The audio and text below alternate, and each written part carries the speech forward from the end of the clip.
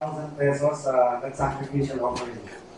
At kailangan pa ho natin ng 13 pieces na 12 feet na haba na yero din sa kabila para mabuo.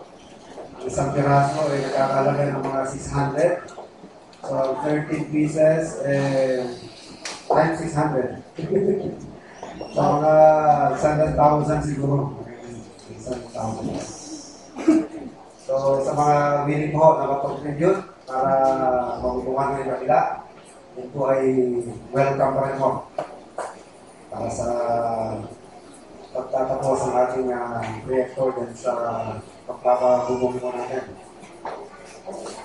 Kailangan pa rin po natin ang mga apat na 20 na tubo. Ang isa ho ay 610. So, that's about 2,140. So, mga 11,000 to 12,000. So, tapos na ulit kami lang. Labor, bibigay labor. Kami lang ni Brother Mark Dave and Brother Gilbert ang pag-ano dyan, o engineer niya. Kaya, ano yan, naka-design yan sa store number 4. At yun ang ating evangelistic meeting, malapit ako. Start na July 20. Si Bakdin, nasaan si Bakdin? At si Jezebel, mag-usap kayo mamaya para next Sunday, pakita na natin yung ating trampoline. Mag-pray po natin, marami tayong napapaalalahanan regarding our event. Hindi ko pa nakuha yung design, yung latest. Sisukat na lang. So, ito with sa Sunday, makita na ho natin at parang ho natin mag-pray na panalangin yung ating evangelistic meeting. So, pray po tayo. Hindi lamang yung mga mag-preach at mag-prepare, lahat po tayo. We need to be spiritually prepared para yung spirito ay kumilos ang pagkalangitaan. At supposed to be, mababaptize si Hazel last week, pero sabi niya after Wednesday siya available, ako naman ang hindi naging available. Kaya mamaya ako itutuloy yung baptism. Mamaya, available ka sis, mamaya, after service sa hapon, para matapos na yan. Hindi pa lang dinigilay yan. So after service, maging hapon, kung gusto mag-witness, sabi kayo earlier para mapaghandaan kung ilang sasakyan. Kung isang sasakyan na lang, nagdalhin mo natin. Okay, magmuli ko tayo magbukas ang ating Bible sa Jeremiah chapter 6. At muli ko natin balikan ang ating text. Tayo po'y nasa lesson 3 po. Natin the old paths. Sermon title po natin is the old paths. Ang mga lumang daan. Jeremiah chapter 6 and verse 16. Thus saith the Lord, stand ye in the ways, and see and ask for the old paths, where is the good way, and walk therein, and ye shall find rest for your souls. But they said, we will not walk therein. So, makikita natin na matigas talaga ang ulo ng mga taga-Juda. Nananawagan si Jeremiah, muntik pang napatay dito si Jeremiah. There are several sermons na ipinreach ni Jeremiah sa mismong templo, Pero mas pinakinggan ng mga taga-Juda, yun mga false prophets na mga pinoprophesy, ito mga false prophets, puro mabubuti. Deliverance, ang kanilang pinapangako, kaligtasan. Pero ang preaching naman ni Jeremiah is the opposite, impending invasion. At muntik pang napatay itong si Jeremiah. At si Jeremiah, kung kayo po'y familiar sa story, hinihulog po siya sa isang balon, balon na walang tubig. At pinapakain siya ng tinapay na may amat. There was a time na hinilubog pa siya sa isang pit, na ang putik, hanggang sa dibdib niya, hanggang leeg, ang putik. Mga ilang araw din siya ron. Nakaranas pa si Jeremiah na ilagay sa stock. Binuhok kanyang ulo, eksakto dun sa kahoy, ang kanyang kamay. nakaganyan yung kanyang pulo sa stock, at binubunutan siya ng balbas, hinihila pa yung balbas. So, actually, si Jeremiah, wala siyang interest sa panawagan sa kanya na maging prophet. Pero na-overrule siya ng plano ng Panginoon. Dahil sabi ng Panginoon sa kanya, chapter 1 pa lang, sa bahay bata pa lang, he is already a chosen prophet. Pinili na siya na maging propeta ng Panginoon. Doon pa sa tiyan ng kanyang ina. He is already sanctified. God separated him to be a prophet.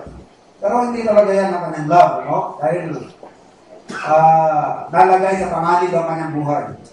At mentras na pinipigil niya na siya mag-preach, ang kanyang testimony, parang hinaapuyan ang kanyang buto. It's like his bones are being on fire, Parang hinaapuyan at hindi siya komportable, hindi maganda ang kanyang pakiramdam. So kailangan niyang mangaral kahit na hindi siya happy sa kanyang ginagawa. Pero kailangan niyang mangaral. Not necessarily because he is pleased with what he is doing, but he has to. Noong naisakatuparan ng invasion by the Babylonians, nakaranas ng clemency itong si Jeremiah sa mga Babylonians.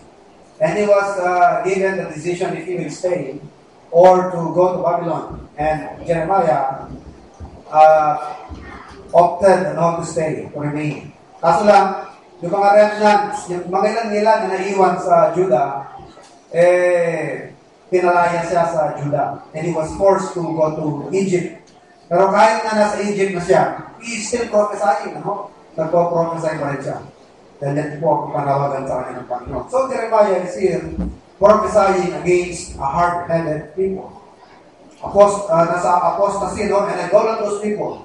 They have exchanged the God of Israel with the Canaanite gods. Kung sino yung sinasamba ng Diyos-Diyosan ng mga Canaanite, ang in-embrace nitong mga taga-Judah. At alam niyo po, ang idolatry, matagal nang naging problema ng mga Israelites. Doon po nung hindi pa sila nation, doon pa lamang po sila sa land of Egypt, kalalabas lang nila ng Egypt, at si Moses umakyat sa Mount Sinai. Ilang araw si Moses sa Mount Sinai? He was there 40 days and 40 nights, receiving instruction on how to do the tabernacle. And it's also from Mount Sinai that he received the 10 commandments. Pero habang 40 days na wala siya, sabi ng mga tao, patay na yata si Moses, let's go back to Egypt. Pero gawa muna tayo ng isang Diyos na maglilid sa atin pabalik. So they started smelting their golden earrings, golden bracelets and anklets. Tinunaw nila yan at gumawa sila ng bull god. Kinopen nila yung bull god ng mga Egyptians.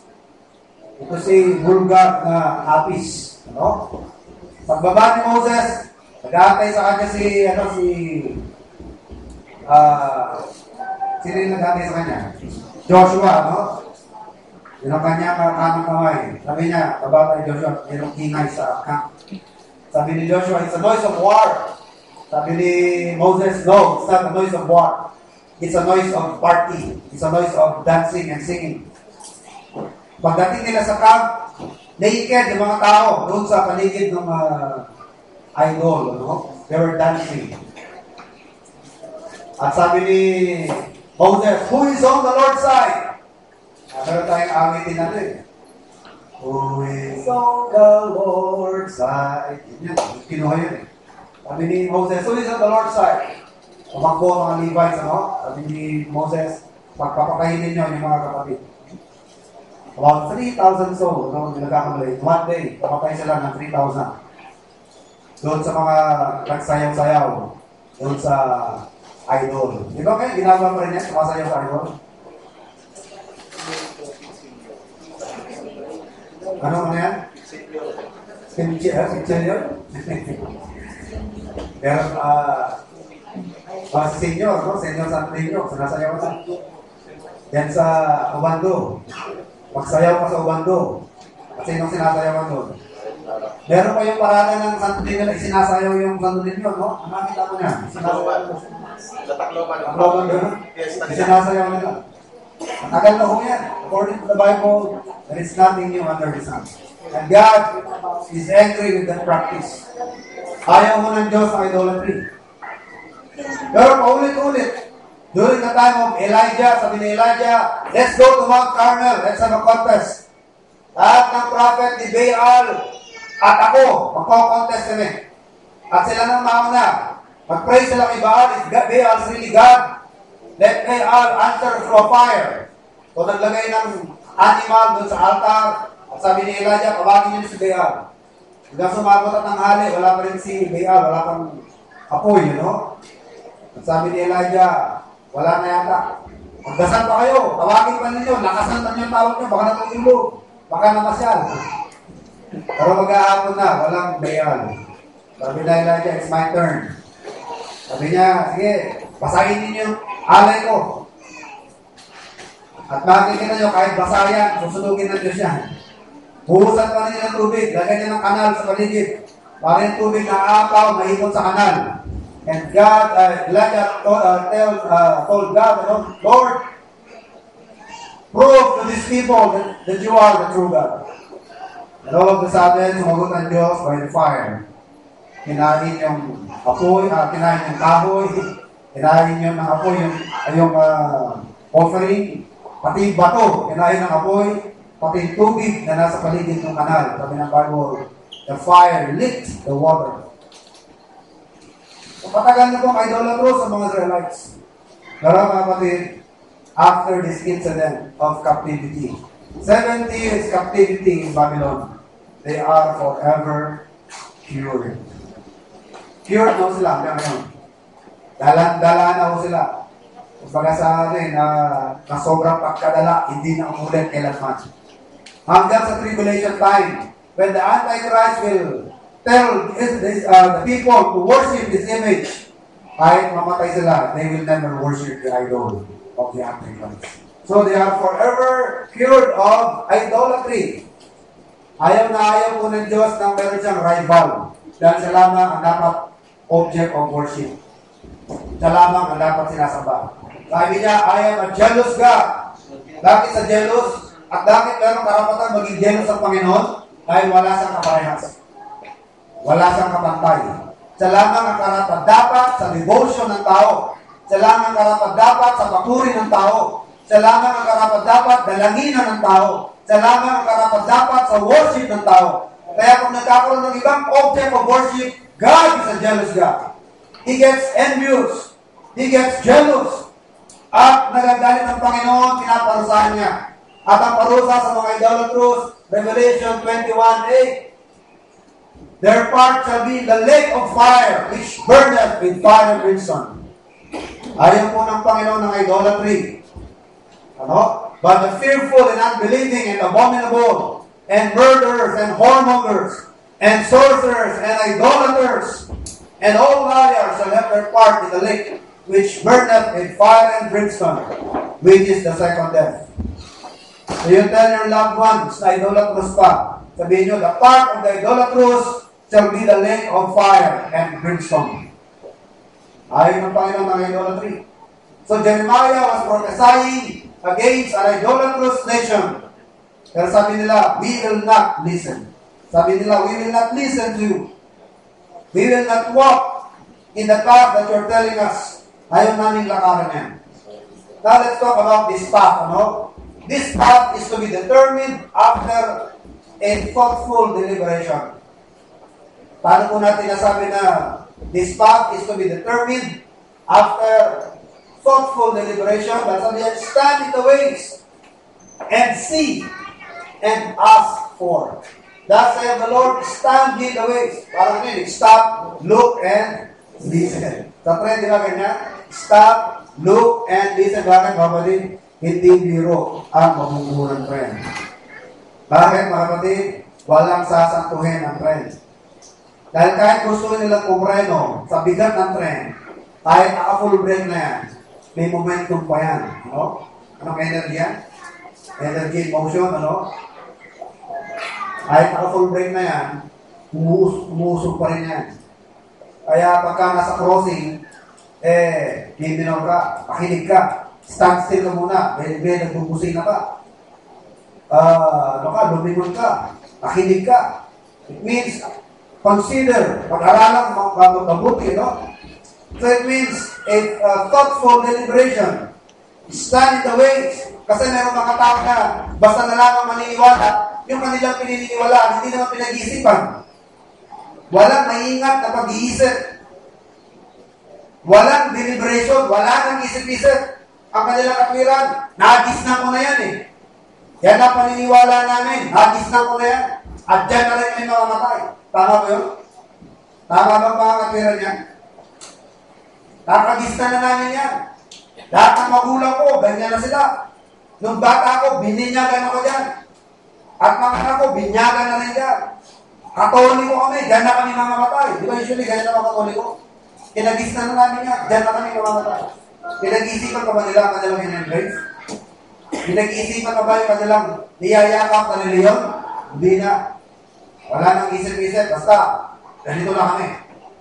Pero mga kapatid, hindi nila naiisip ano ang kanilang niyayakap. Hindi naman kung religion ng Panginoon yan eh. Sorry to say, Lord, if you are Catholic, hindi yan religion ng Panginoon. Kung gusto nyo malaman kung anong reliyon yan, ang reliyon nyo yan, nasa Biblia yan. Reliyon na tawag yan eh, Hiwaga, Dakilang Babylonia, ina ng mga patutok at kasuklam-suklam sa lupa. That is the city on the hill, the city of the seven hills. At anong syudad ang nakatuntong sa seven hills? That is Rome. The Vatican City, the city of the seven hills. Ina ng mga patutok, the mother of harlots. At tinutukoy na harlots doon, the Protestant religion. Maraming Protestant religion, Presbyterian, Lutheran, Alliance, Methodist, lahat yan, mga Protestant yan. Why? They protested from the Catholics. Ba't sila tinawag na harlots? Because of their conspiracy with government to persecute true Christians. At bakit sila tinawag na, at bakit meron silang mother? Kasi meron silang pinanggalingan. Pinanggalingan nila yung mother nila. Ang tanong, saan man nanggaling ang Protestant? They all came from the Catholic Church. And we know for a fact that the Catholic Church was split into two. Dalawa yan, di ba? Yung isa yung tinatawag na Orthodox Catholic, marami yan sa Russia. And the other one is the Roman Catholic. Marami sa atin, dito kabilang. Amen? Tayo. Nagis na natin yan. Nakabuti, hindi kayo kumayag na mamatay na ganyan. Otherwise, kayo po yung tinutukoy dyan sa Revelation na ina na mga patutok at kasuklam-suklam sa lupa. At alam niyo po ano ang ending itong religion na yan? Revelation 17 and 18. It shall become the habitation of foul birds and evil spirits, demons. Yan ang magiging ending niya. Sabi nga ng ating yung dramatized na Bible, proclaimer, kalagim-lagim na wakas ng reliyong Katoliko, kalagim-lagim na wakas. Pero marami nag-embrace yan. Diyan na kami nagising. Diyan na kami mamamatay. Alam niyo po, hindi ko matatawag na sa Diyos ang reliyon yan because of their atrocities. Grabe ang atrocities ng Catholic Church. Alam niyo po ba kung sino nag-create ang communism?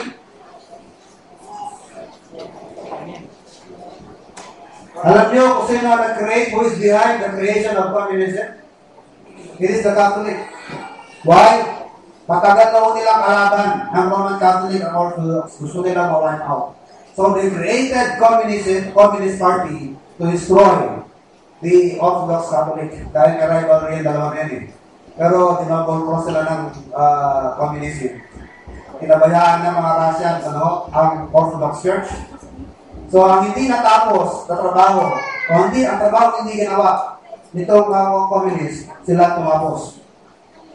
Mismo mga pare. Mga pare. Inalis nila yung kanilang mga damit na pare, and they put on the soldier clothes. Ang tawag sa kanila ay mga, you check this out sa internet. The word na yan, Stasi. Mga ano yan, mga Catholic priest yan. Nakikita nyo yung alam, di mga pictures ang nakita eh. Pero hindi sa internet o sa libro. Pero check nyo lang, baka nasa internet. Nagchat-chap sila ng ulo sa mga priest na Orthodox. Pinachap nila. Ano sila mga abusaya? Kala ko, brutal na yung mga abusaya. Mga Catholic priest ko lang, brutal. They belong to the Jesuit mafia.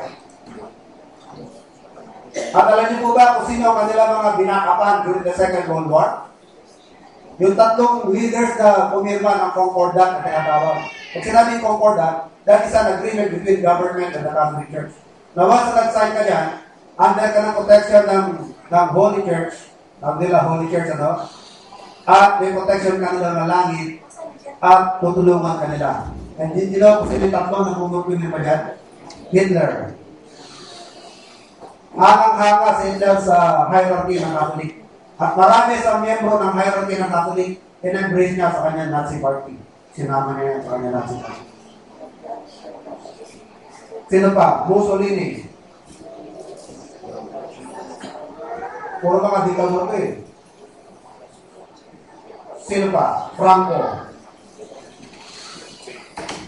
Mga niya, embrace ng science sa Concordat. Ewan ko kung meron kayo ma-discover na entry, Concordat na tinatawag. It's a document. It's also an agreement signed between the government and the Catholic Church. Hindi yung Concordat, ha? Concordat. Concordat. Concordat.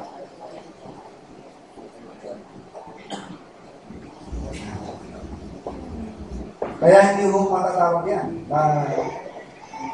Sa Spain, tinatawag na Inquisition, ano? And during the 1200 years, ano, from year 400 to 1600, that's a total of 1200 years or 1200 years. Ang total ng napatay na Baptista, pinagtulungan niya ng Catholic at ng Protestante. 50 million Hana Baptist. 50 million. Sino nagtulong-tulong? Catholic and Protestants. It's in history. Kahit mga cardinal, umaamin dyan, si Cardinal Hosius. Ano sabi ni Cardinal Hosius? Were it not that the Baptists had been grievously tormented and cut off with a knife, they would have struck in greater than numbers than any reformers. Mas dadami pa ang bilang ng mga reformer, ng mga Anabaptist kung hindi sila pinagpuputol-putol, kung hindi sila pinagpapatay-patay.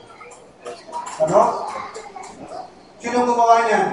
Catholics and even Protestants. Kaya nga, ano sila eh, harlots at yung mother nila, the mother of harlots, both helped each other to annihilate Anabaptists. Ilan ang pinatay nila? Yan, 50 million. Ano? At nasaan ang record niyan? Record yan ng mga ordinance, mga proclamation na sinagawa ng araw na ano pa yung mga dokumento. Ano? Mga decisions, mga court decisions, agreeing to the mass killing of these Baptists. Ano? Kaya hindi natin matatawag yan natin. Religion of God, ano? Kaya huwag tayong maniniwala doon sa sinasabi na dito na kami lumaki, dito na kami nagising. Kaya mamamatay na rin kami ganito. Pag-isipan, ano? Pag-isipan. So the task is to be determined after thoughtful deliberation. Kahit sa science, kapatid, ano? Before you go to a conclusion, di ba, usually ang science, may conclusion yan, di ba? Mag-experiment ko muna. To arrive at a certain fact, o sa isang bagay, isang reality, kailangan nag-observe muna, di ba? Observe. And in observing, what do you use? What do you do? You use your senses. The 5 senses. Ano? Gagamit ka ng mga gadgets, gagamit ka ng laboratory, and then you draw your conclusion. Kailangan thoughtful deliberation. Observe, see. Pinag-isipan yan. Pero mga kapatid, Satanas, Satan is against God. Satan is against thoughtful deliberation. Ang panawagan ni Satan, parating, just go for it. Kung ano maramdaman mo, gawin mo. Kaya mong sikat na slogan na, ano yung nasa 19? Meron pang isa, 19. Bukod sa just do it. Nilang ba yung sa 19? Ano yung fear na no fear? Kanina ba yung no fear? Pakyaw? No fear. Ano yan? New age mentality. That is against the teaching of the Bible. Kasi ang teaching ng Bible, kailangan thorough, mag-imbestiga ka. Alamin mo ang katotohanan. Di ba? Ang teaching ng Bible, search the scriptures. At yung mga nagsa-search, kino-comment ng Bible. And the Bereans were more noble than those of the Thessalonians. Because after listening to the preaching, when they go home, they search the scriptures. Sinasabihan tayo na search the scriptures, study, to show thyself approved unto God. Pag-aral, mag-imbestiga. Pero ano po ang panawagan ni Satanas? Huwag mo nang pag-isipan yan. Gawin mo na lang. Kung anong maramdaman mo, kung anong tingin mo logical, kung anong tingin mo maganda sa pakiramdam, just do it. No fear. Just go for it. Maraming tao mga kapatid, yan ang kanilang paniniwala at doon sila nagpa-plan sa kapahaman. They will go to hell for lack of consideration. Whereas the teaching of the Bible is for us to search and to investigate. Inquire as to the old paths. Magtanong with regards to our belief, with regards to our practice in life. Bukod sa nag-aaral tayo ng Bible, mga kapatid, magtanong tayo sa mga Christians, old Christians. Not necessarily old in age. Kumbaga sa mga nauna ng mga mananampalataya. At pag-aralan mo yung kanilang buhay, kahit yung mga namatay na. Ano yung dinaanan itong mga mananampalataya ito? Ano ang kanilang naging buhay? Paano sila nagtagumpay sa kanilang larangan ng buhay? Ano ang kanilang mga tinahak sa kanilang landas? Aralin mo rin ang mga Bible characters. Paano sila naging useful? Paano naging meaningful ang kanilang buhay? We can read of the heroes of faith. Andyan sila Moses, sa Hebrews chapter 11. Who esteemed the reproach of Christ greater riches than the riches of Egypt. When he was come to years to be called the son of Pharaoh's daughter, at maging tagapagmana ng trono ng Paraon, he refused to be called the son of Pharaoh's daughter, esteeming the reproach of Christ greater riches, for he hath recompense for the reward. So alamin po natin, mag-obserba, magtanong, sabi nito,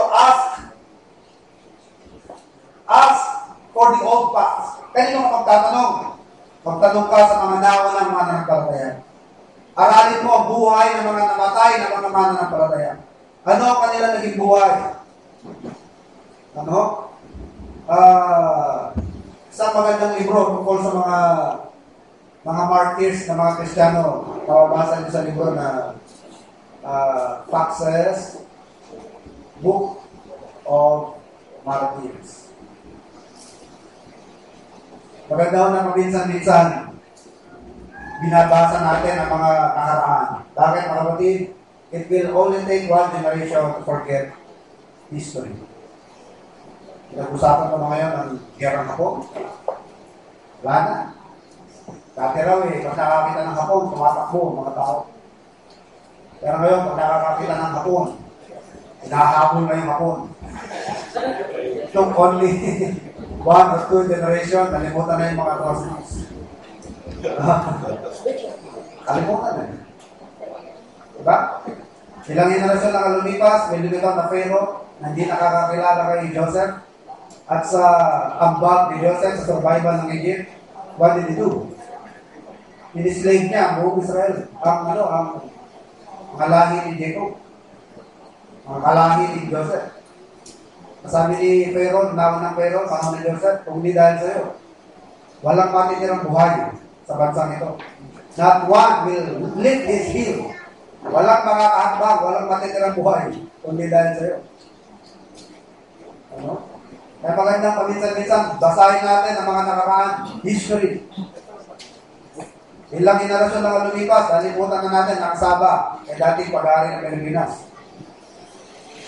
Nakalimutan na yan sa kasaysayan. Niload lang yan. Baga, pinarentahan lang natin sa mga British. Pero nung tinurn over na, tapos na yung kontrata, instead na sa Pilipinas si turn over sa Malaysia ng Britain. Yan ang pagkakabalik nila. Hindi naman sa Malaysia. Pag-aari yan ng Pilipinas. Kaya nung paano ni Marcos, iba balak na i-recover yan. Anong train siya ng mga tao para i-recover yan. Pero hindi naman mag-relax.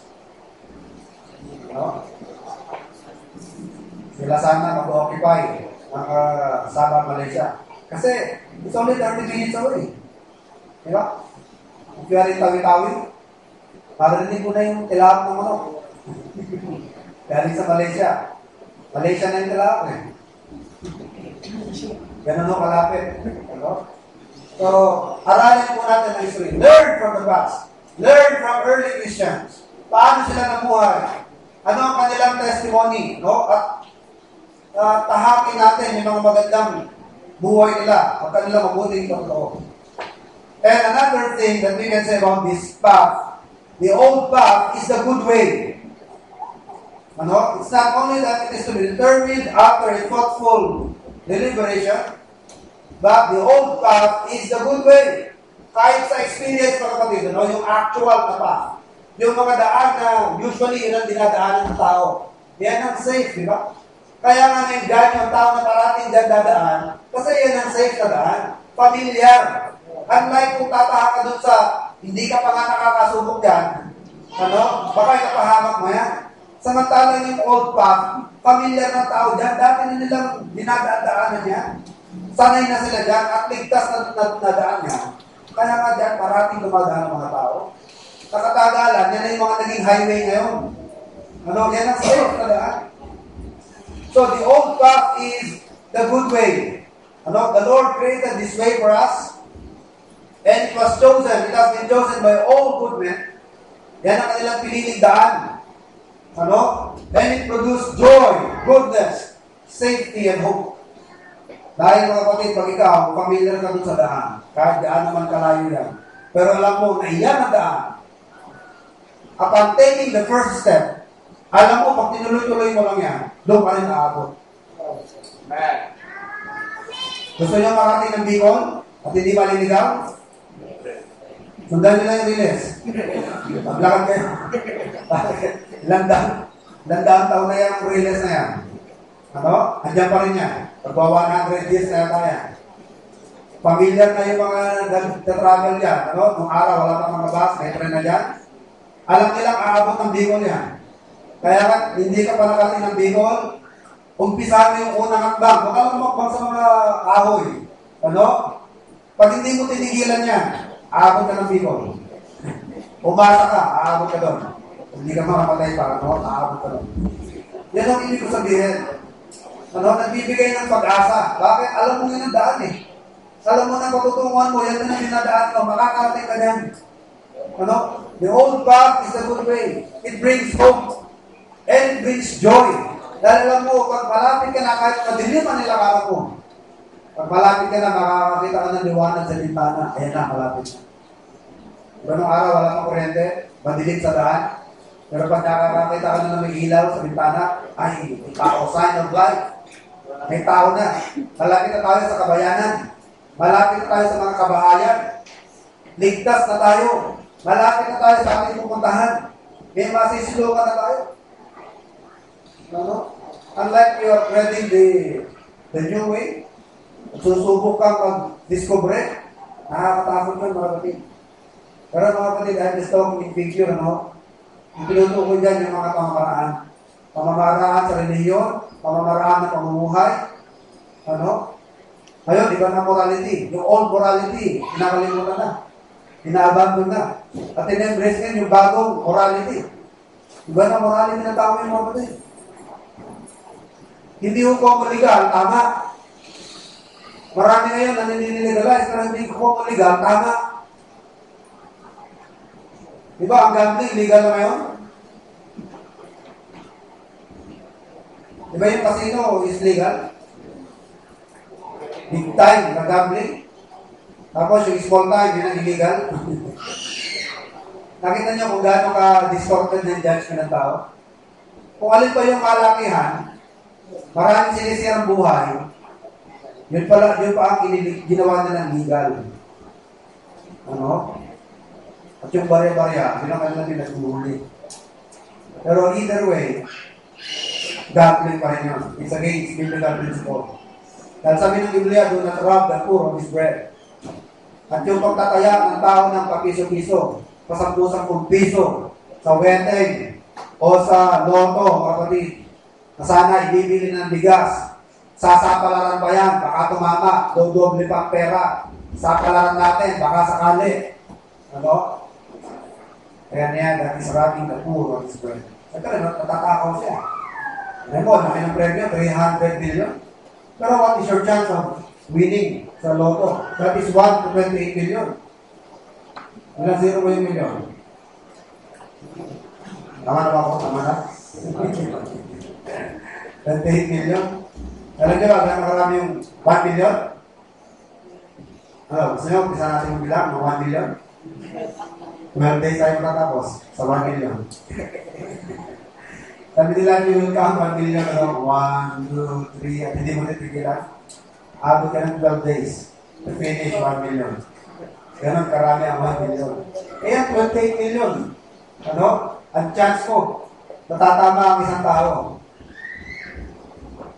Kaya kasabihin nila, jackpot yan, mas marami pa rin nakukuha ang lottery. Ano, nagpapalottery. So that's actually exploitation. And it is against biblical principle. That's sabi sa book of Proverbs, do not rob the poor of his bread. Ibibili na ng pagkain yan eh. Nakakabili na ng kalahating kilong bigas yan eh. Itatawid na yung isang bin. Diba? Tapos itinaya pa kasi nagbabakasakali. So, the old way is the good way. It has been chosen by all good men. And it brings joy, goodness, safety, and hope from start to finish. Parating safe yan, kapatid. Maaaring hindi ito yung easy, kasi sabi ng Bible, ang tamang daan, straight, hipit. Ano? Unlike yung broad way, that is the easy way. Ang broad way, malapad, medyo relax, pero pagka straight, medyo maraming discomfort. Right? Maraming discomfort sa makikot. Pag ang bahay mo makikot, medyo limited ang movement. Pagka maliit ang kama, maliit ang higaan, sa halip na padiretso, bahalang na lang para magkasa. Parang sa paanakan.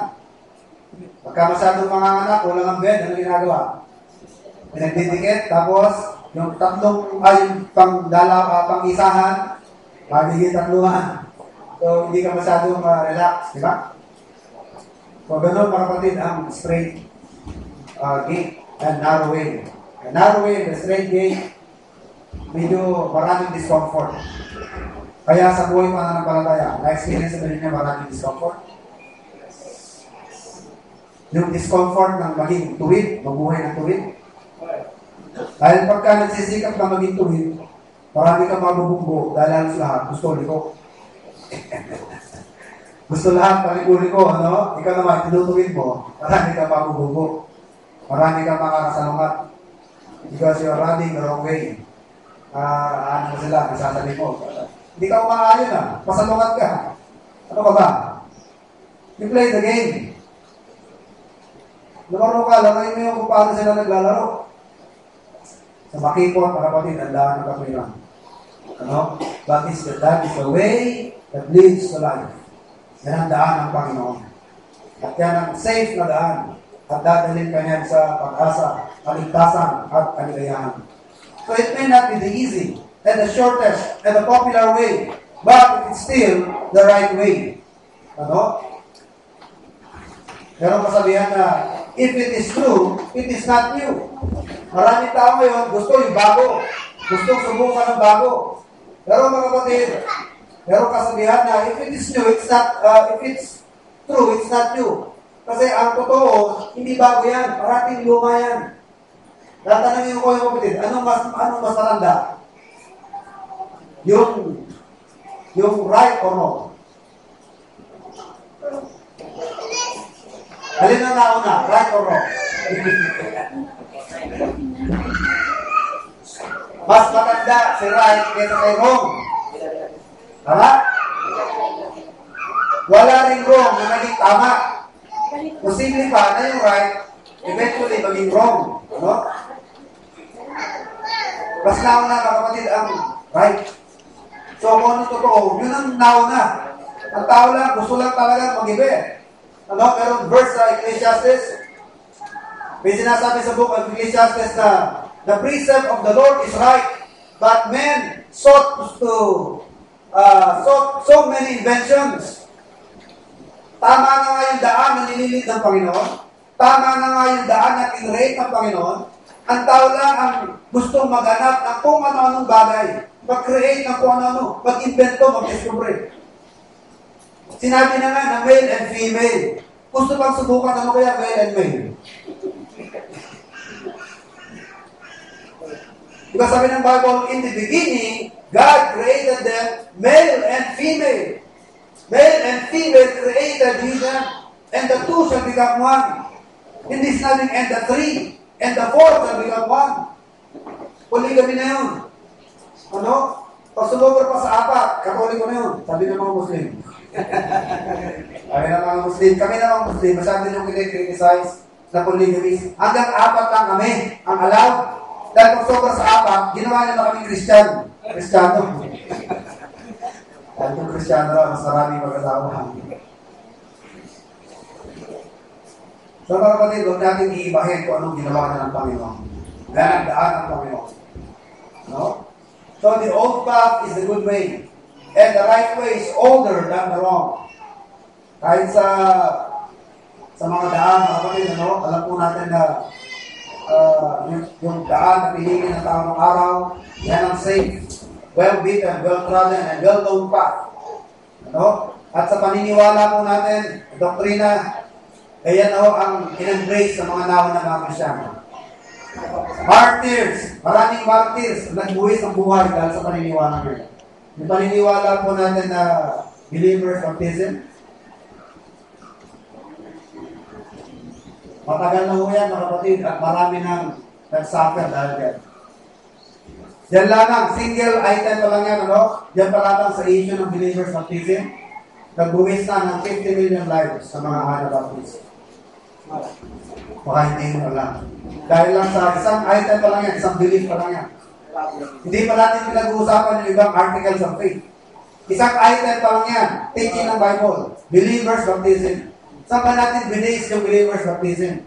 Binase natin yan sa Acts chapter 8:37. If thou believest with all your heart, thou mayest. Kaya matagal na natin pinangalandakan niya na qualified for baptism is a believer in Christ which disqualifies infants. Dahil ang mga infants, hindi sila capable of believing. Hindi pa nila alam yung believing. Wala pa silang ipipicture the death, burial, and resurrection of Christ. Hindi pa nila na-experience yan. At basahin po ninyo ang patterns ng Biblia, believer ang binabaptize. At ang nagbabaptize, local church, the true church of the Lord Jesus Christ. Hindi lamang kung sino-sinong simbahan, pwede na. Hindi ho. Ang pinagtiwalaan ng ordinance of baptism are the Lord's true churches, which He created in His life nung siya po nasa lupa. In the early part of His earthly ministry, He created His own church. Sabi niya sa Acts, Matthew, anong verse yan? Matthew 16:18. Ano? Thou art Peter, Upon this rock, I will build my church. I will strengthen my church. So he has his own church. I will edify my church. So yung isang ordinance sa true churches lamang pinagkatiwala. Therefore, sila lamang ang may karapatan na i-perform ang seremonya na yan. Hindi kung sino-sino ang perform ng seremonya na yan. At hindi kung sino-sino lamang ang pwedeng mag-subject sa seremonya na yan. Ang pwedeng magpasakot dyan ay ang isang mananampalataya. Believers of Jesus. And because of that, 50 million Anabaptists died a martyr's death. Dahil na-offend ang state religion. Ang state religion during the time, year 400s, 1600s, ang state religion is the Catholic Church. Ang naging state religion sa Germany during the time of the Reformers ay ang Lutheran or Protestant Church. Ang naging state religion sa Switzerland is Presbyterian. Kaya hindi magpapasakot sa kanila, pinapatay. Kaya Presbyterian, they believe in infant baptism. Ang Protestant, ganun din. Ang Catholic, ganun din. Mga state religion yan. Kapag tayo mga binabtize nila ng bata, binabaptize pa ng mga Baptist, pagdating ng age nila, na mananampalataya na sila, they get offended. Ibig sabihin niya, you don't recognize our baptism. Ibig sabihin niya, you don't accept our ceremony. Hindi nyo kami kinikilala bilang sa iglesia. So they get offended. And since they have the state religion, kakampi nila ang Estado. Kakampi nila ang gobyerno. At kapag hindi ka sumasang-ayon sa religion, kalaban mo gobyerno, you will get persecuted. They could kill you. At back up nila ang gobyerno. Kaya basahin ninyo ang book of Revelation, you will see there the harlot and the daughters of the harlot lasing sa dugo. Lasing siya, hindi siya lasing sa alak, lasing sa dugo ng mga martyrs. At sino yung mga martyrs na yan?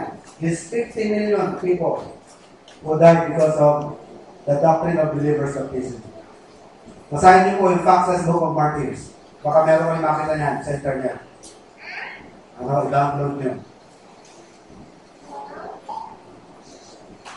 So yan mga kapatid, mga isang paniniwala ka lamang yan. Pero marami na pong umalis sa paniniwala niya. So today, many people are trying the new and living the old way. The old way of morality, the old doctrine, and they're trying the right paths. Gusto nilang subukan yung mga pamamaraan na hindi pa natatry. Dati walang nag-ordain ng babae sa ministry. Ngayon, kahit Baptist, sa Southern Baptist, nag-ordain na sila ng mga babae sa ministry. Anong teaching ng Bible ang in-ordain? Men. Sabi sa Bible, I suffer not a woman to teach, nor to usurp authority over the man. Let every woman keep silence in the churches, as God ordained them.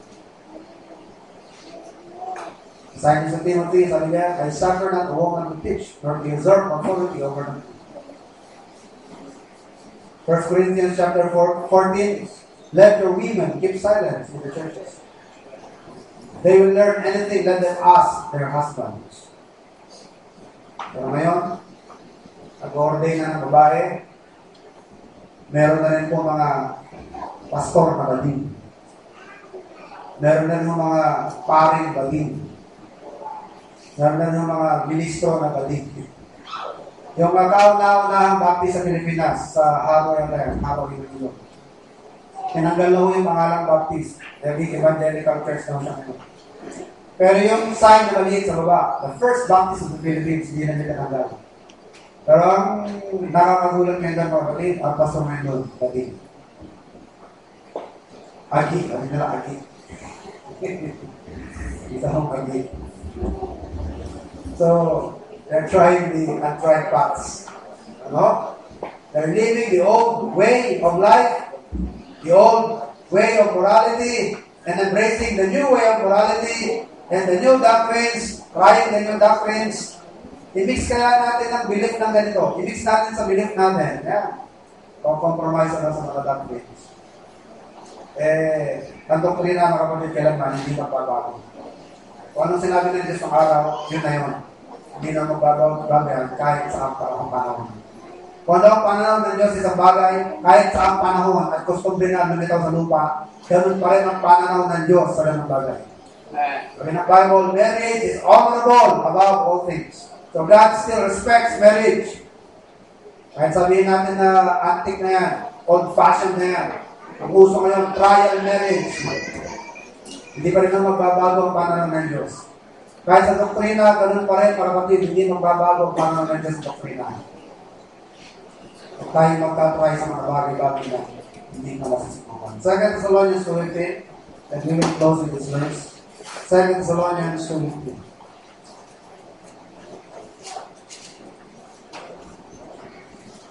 Therefore, brethren, stand fast. Magpakatatag kayo. And hold the traditions which you have been taught. Palawakan ninyo yung mga tradisyon. Way of doing things. Tradition is way of doing things. Kung paano ninyo nakita ito ginawa. Nakita ninyo sa aming example o narinig ninyo by reason sa amin, manghawakan ninyo yan sa Pilipinas. Therefore, brethren, stand fast and hold the traditions which have been taught, whether by word or hour as we serve. Verse 6, chapter 3. Now we command you, brethren, in the name of our Lord Jesus Christ, that ye withdraw yourselves from every brother that walketh disorderly, and not after the tradition which ye received of us. So yun po yung manawagan ng mga apostles, manatili tayo sa pamamaraan na kanilang pinakita sa amin. Pamamaraan sa gawain ng Diyos, pamamaraan sa practice in life, sa religion, sa belief, sa mga paniniwala, pag natin iwanan ang kanilang mga iniwan sa atin. Panghawakan natin. Magiging safe tayo. Magiging ligtas ang ating gawain. Kahit tayo, hindi tayo mahahatak sa iba't ibang paniniwala. Hindi ka parang barko na nawala ng motor, ano? You're being tossed to and fro in every wind of doctrine and cunning sleight of men. May narinig ka lang na ganito, parang tama. May sinabi naman ganito yung isang nagtuturo, oo nga, parang tama rin. Wala ka sariling paninindigan. Wala kang pinangawakan. Sabi ng Bible, the king no longer babes, being tossed to and fro by every wind of doctrine and cunning sleight of men. Tayo pasisilaw sa mga naririnig natin kung kanina. Search the scripture. Stand. See for yourself. Look. Pag-aralan mo. Deliberate. Tama ba? Sabi sa Bible sa John chapter 4, try every spirit. Anong espiritu nararamdaman mo sa kanilang teaching? Saan ka dadalhin ang kanilang aral? Itutuloy ba niya ang buhay mo? O lalong siya sarahin niya ng buhay mo? Pinalalapit ba ka ba niyan sa Diyos? O nilalayo ka sa Diyos? Hinigiba ba niya ng pamilya mo? O binubuo ang pamilya mo? Sinisira ba ang pagkatao mo? O binubuo ka bilang isang tao? Try every spirit. Every tumayo, kapapasok ka sa pinangalangin. Kilang Diyos, mabagin naman. Salamat po, Ama, sa mga babala na inyong salita. Tulungan niyo po kami, Ama, na manghawak, manindigan sa inyong mga katotohanan. Kahit hindi ito ang popular na ginagawa ngayon. Tulungan niyo po kami, Ama, na hindi masisilaw sa alok ng popularity at ng yaman at sa peer pressure. Tulungan niyo po kami, Ama, na kayo lamang ang piniplease at hindi ang sarili at ang mga. Tulungan niyo kami, Ama, bilang sa iglesia na mag-preserve ang inyong mga aral at ang inyong mga mensahe. Pero din po, Ama, sa aming mga private life, sana po, Ama, sa inyong salita namin may base ang aming mga mamumuhay.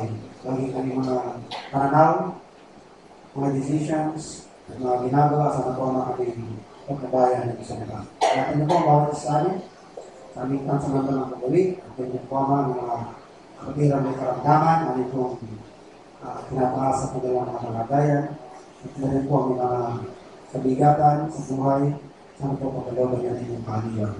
At po namin binabalik, lahat ng po natin salamat, madalangin ito sa karamang po ng Jesus. Kaya umaga po, at Dennis Smith, kaya lang po na po.